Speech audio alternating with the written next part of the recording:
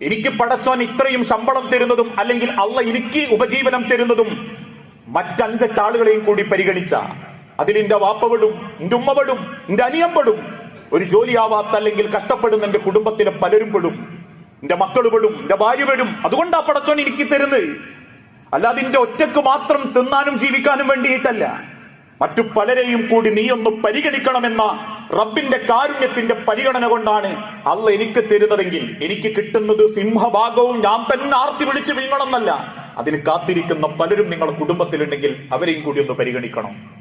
മാസത്തിൽ ഒരിക്കൽ ഹോസ്പിറ്റലിൽ പോകുന്ന വാപ്പാക്ക് ഒരു 1000 രൂപ കൊടുക്കാൻ കൈമലെടുക്കാനില്ലാത്തവനും 1500 ഫ്ലെക്സിന് ഷെയർ ഇട്ട് പൊക്കിയിട്ടുണ്ടെങ്കിൽ പടച്ചോന്റെ അടുത്ത് സമാധാനം പറയേണ്ടി വരും.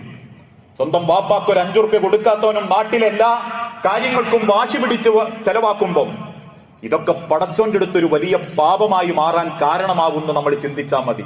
നാട്ടുകാരെ